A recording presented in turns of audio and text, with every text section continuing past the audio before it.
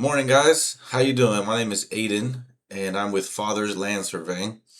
I want to talk to you guys a little bit about some issues that are going on in the surveying world here.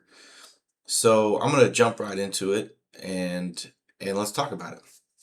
Okay, so in my opinion, there's three people involved here, three organizations or the three individuals in the process of this that are involved in this process here.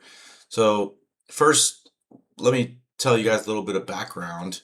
So what's going on is property owners are wanting to build. They're wanting to put ADUs. They're wanting to put additions. Those are the majority of the cases we see with the issue arising. So what's going on is you'll have a property owner, and like I said, they want to put an addition. Okay, so now you have an architect, all right? Usually the architect gets involved because a property owner, unless they're very skilled, I have a client here that I think she's skilled enough to do her own plans. It's a rare case, but you have, excuse me, you have an architect, and the architect will start to design the addition. The architect will meet with the client, with the homeowner, and ask them, "What do you want to do?" They'll say, "Oh, I want to put a room here. I want to put a bathroom here. I want to do this, this, and that." Okay. The architect will say, "Okay, great. Okay, so now here's where the issue starts. The architect uh, says, I don't really know what they say. I don't really know if they mention to the client that we should get a survey. Um, um, a lot of architects do, and I get referred to by a lot of architects, but there's a couple out there still that are still taking matters into their own hands, so to speak. So they will either a they will either tell the client, we can get a survey.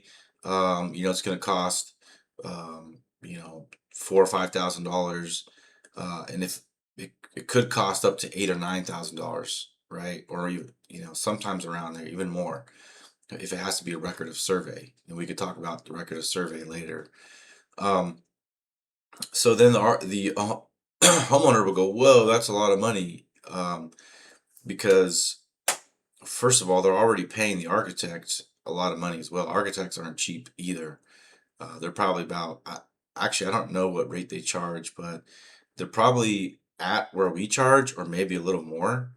Um, and typical industry for surveying right now is around $300 an hour for field time, and either around 180, 200, 220 an hour for office, maybe 225 for office, for a licensed surveyor. Don't quote me on that, and don't hate me for putting the prices out there. I just want to be transparent for the property owners, and so I think that's key, is being transparent, being honest. So let's get back on track here. So the property owner will go, "Whoa, that's a lot of money." And so, okay, so that's and then they'll say, and then the architect will say, "Okay, well, um, I can see if I could probably do it without the survey." Um, so that's option A, right? They say that we'll do it without the survey, and then the client goes, "Yeah, yeah, yeah, okay, good, do it without the survey." That's option A. So then option B is they don't even tell the client at all that they need a survey. They may just say, "Okay, you want this edition? Oh, okay, I can do it. I can draw you the plans. Piece of cake. No problem." Okay. So then the architect. So here we go. Now we're with either option A or option B. Doesn't really matter. They're going down this lane here, and they're drafting up these plans. Okay. The biggest issue here is setbacks. They're each zoning, depending on where you live. If you live in a residential, every city and every county has different zoning. And these are objective standards that really cannot be violated, um, except for um, the Senate. These new Senate bills that are coming out, they can have a minimum. Usually, it's like 4 foot, 4 feet. So there's always setbacks to you can do actually a zero setback if you're creating new lots. Um, if you're doing like a subdivision and creating new lots, you can do a zero setback. But we're talking about doing additions and ADUs here with existing zoning standards, and the exterior, your exterior boundaries, setbacks, those are objective standards. You really can't, you can make a fuss, but you really can't do anything about it. It's just kind of, you signed up, to live here, you moved in here, you got to respect the rules. And that's pretty, it's usually always like that, right? Wherever you go, you gotta respect the rules. If you don't like it, you can go somewhere else, because there's really no other remedy. So you have to respect the setbacks. Okay, what is a setback? Setback is a minimum distance from the property line, not the fence line. It has nothing to do with fence lines. Fence lines are really nothing but a border to keep people from going on your land. They're that's all it is. It's a perimeter to keep people from coming on your land. It doesn't really necessarily mark your boundary lines. Your boundary lines are an imaginary line. It's an imaginary until you mark it on the ground. Then it becomes your boundary line. Okay, we'll get into that stuff later. So the setbacks are the biggest issue when it comes to these ADUs and these additions here. And so what will happen, we had this case come up recently. An architect took it upon himself to do the plans and take measurements himself. Now, architects may be pretty good at using lasers, and they're pretty smart people out, very artistic, very smart people, very competent at doing measurements themselves inside the house. And but I would not recommend letting the architect do measurements outside the house, because that's really where the surveyor shines. That's the surveyor's job.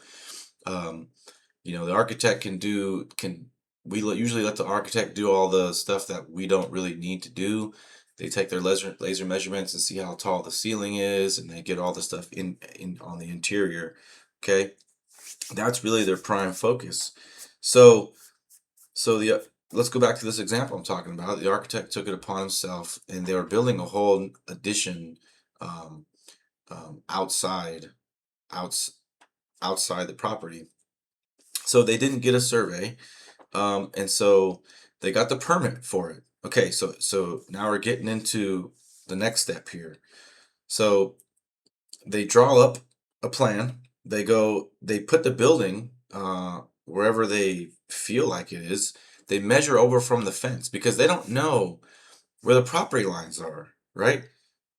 How do they know where the building lies, where the building currently sits in relation to the property lines? They don't, because they're not surveyors. They're not legally licensed to to mark, to take a measurement from the boundary line. So, but for some reason they put the boundary lines in there and place the building on the map. They place the building on the plans. Okay, so they take the boundary lines from the assessor's map, and that's another issue.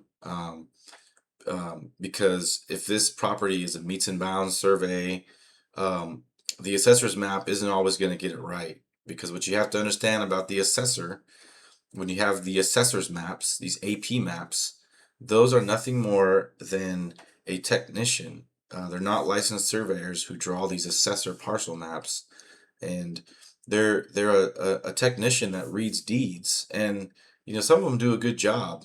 And sometimes I use these AP maps to check the deeds, and just so I can read old um, bearings and distances, read old distances that I can't see on these really old maps. So they have the numbers there, but sometimes you have these descriptions or these lots that don't close, right?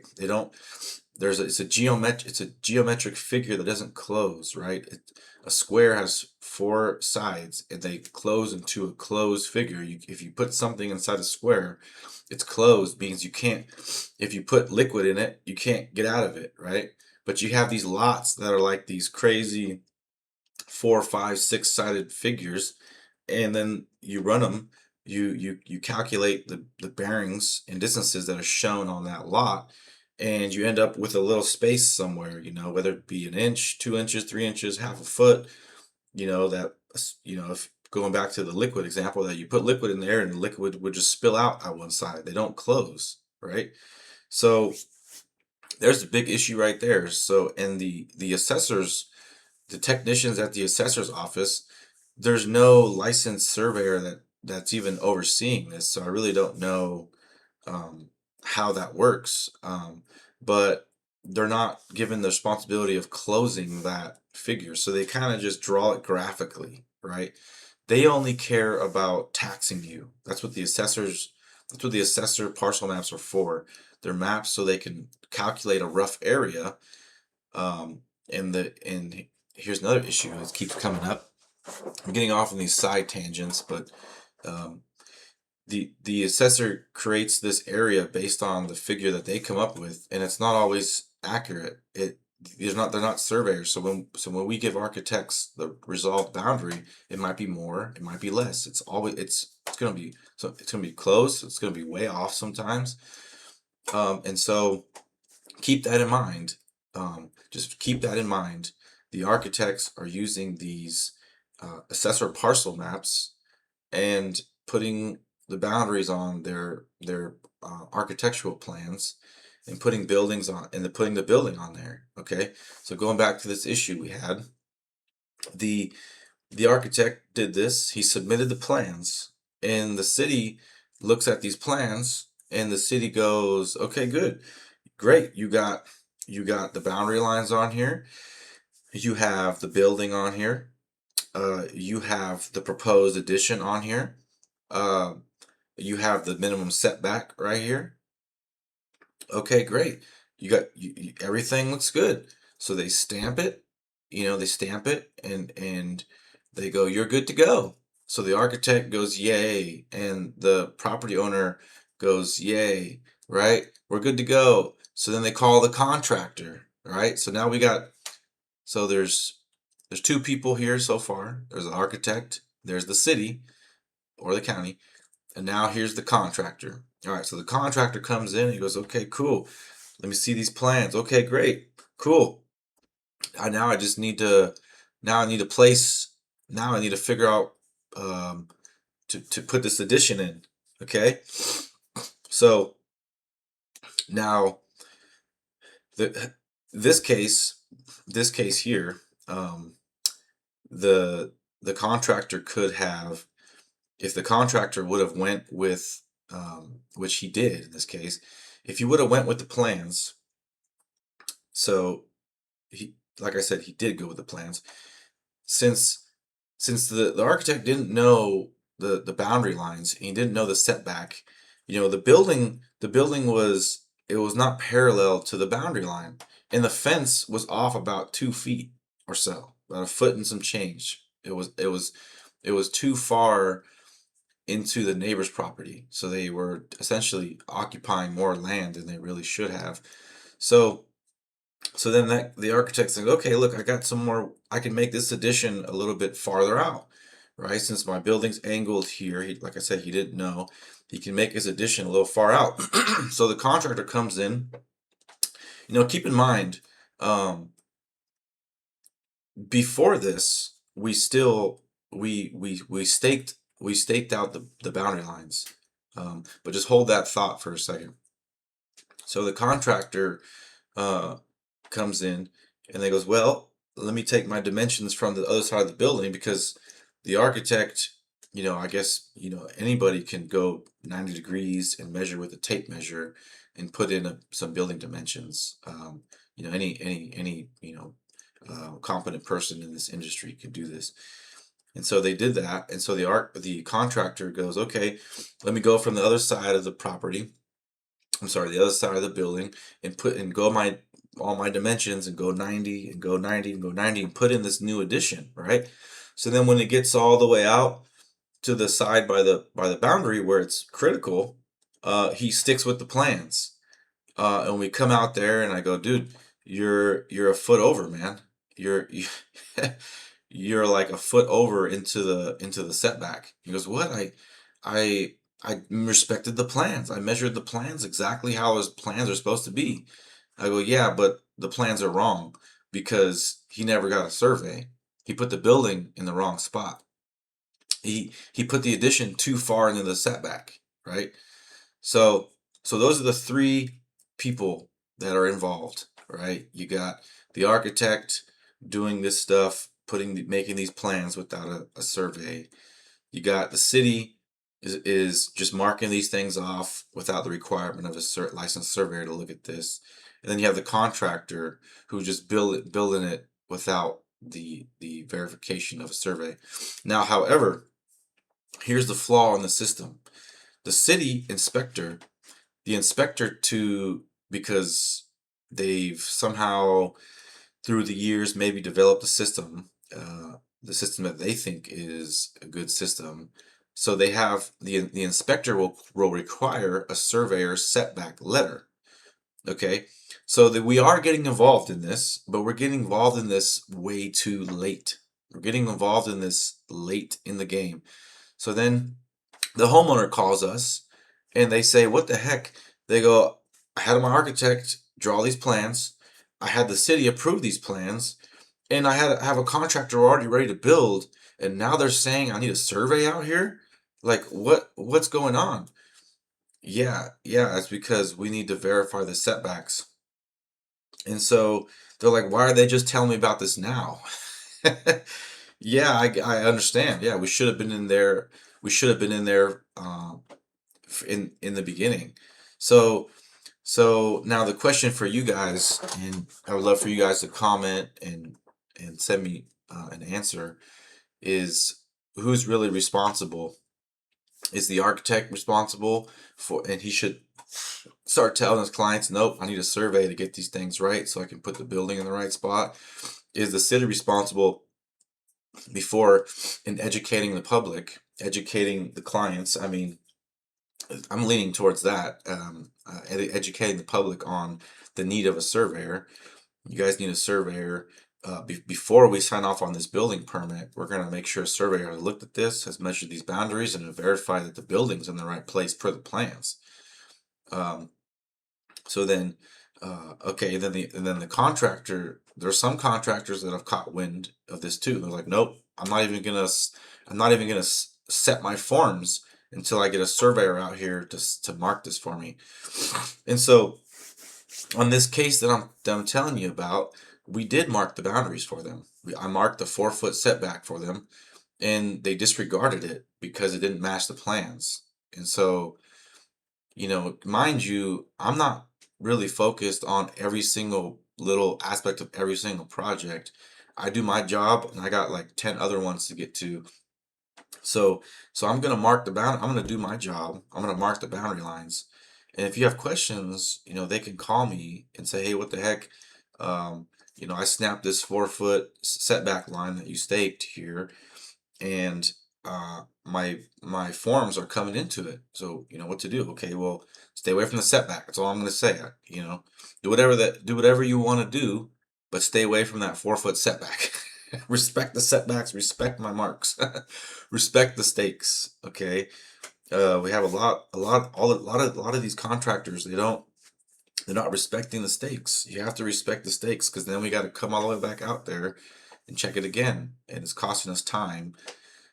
So let's wrap it up now. So that's really the issue going on here is you got these big three. It's the architect again, who's doing plans without a survey. You got the city who's approving these plans without the verification of a surveyor.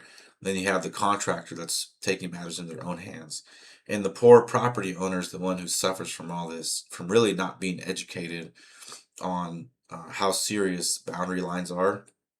And it's really a good thing that the city won't let you build your building without us verifying that it meets the setback requirements. And so um, that's the scoop, guys. That's the scoop. Thanks for watching. Feel free to comment, subscribe, and let me know what y'all think. Thanks.